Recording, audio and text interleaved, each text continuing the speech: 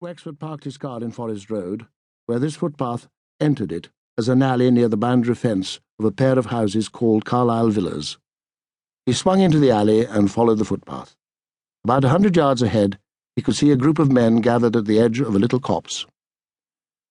As Wexford approached, Inspector Michael Burden came to him and said something in a low voice. Wexford nodded and went to Detective Loring, who stood apart with a young man who looked pale and shaken. "Mr. Parker, I understand you found the body." Parker nodded. "My son did." "He couldn't have been more than 25 himself." "A child," said Wexford. Well, tell me what happened." "I live in one of the bungalows, Forest Road, Bella Vista. We were coming back from my sister's along the path here, and Nicky was playing with a ball.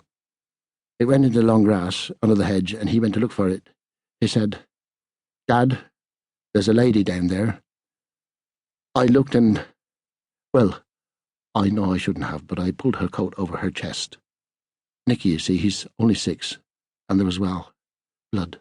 A mess." "I do see," said Wexford. "You didn't move anything else?" Parker shook his head. "Honestly, I wouldn't have touched her if I'd been on my own." "This was an exception, Mr. Parker," Wexford smiled at him. "I'd have done the same in your place.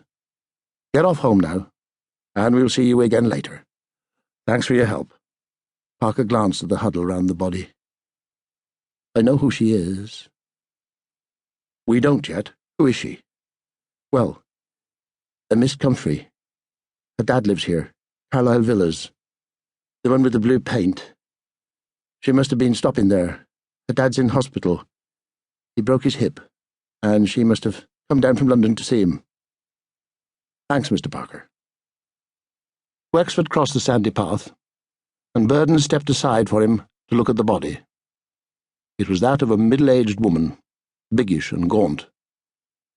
The face was coated with heavy makeup, clotted scarlet on the mouth, streaky blue on the crepe eyelids, a ghastly ochreish layer on the planes of cheek and forehead. The grey eyes were wide and staring. A fringe of dark hair just showed under a tightly tied blue headscarf. The body was clothed in a blue and pink printed dress of some synthetic material, and the matching jacket had been drawn across the bodice. Across the hips lay a large scarlet handbag. There were no rings, no watch, but a heavy necklace of red glass beads around the neck, and the nails, though short, were painted the same scarlet. Wexford knelt down and opened the handbag, covering his fingers with his handkerchief. Inside was a keyring with 3 keys on it, a box of matches, a packet of cigarettes, a lipstick, a powder compact, a wallet, and some loose change. No purse, no letters or documents. The wallet, which was an expensive new one of black leather, contained £42. She hadn't been killed for the money she had on her. There was nothing to give him a clue to her address, her occupation, or even her identity. No credit card, no bank card, no checkbook. He parted her jacket. The bodice of the dress was black with clotted blood, but plainly discernible in the dark matted mass were 2 stab wounds. Wexford moved away, and the doctor came back and knelt where he had knelt. He said to Loring, "Get searching. You and Gates and Marwood. The weapon's a knife of some sort. Do a house to house from Forest Road, but leave Parker and Carlisle Villas to me."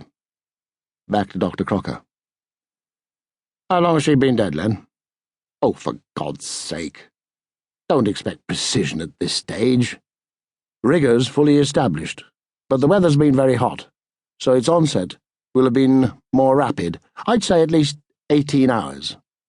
"OK," Wexford jerked his head at Burden. "Carlisle Villas and Parker next, I think, Mike." Michael Burden was properly of too high a rank to accompany a chief inspector on calls of inquiry, but that was the way they had always worked, and always would, in spite of disapproving mutterings from the chief constable. 2 tall men. Nearly 20 years separated them, and once they had been so dissimilar in appearance as to provide the stuff of humour.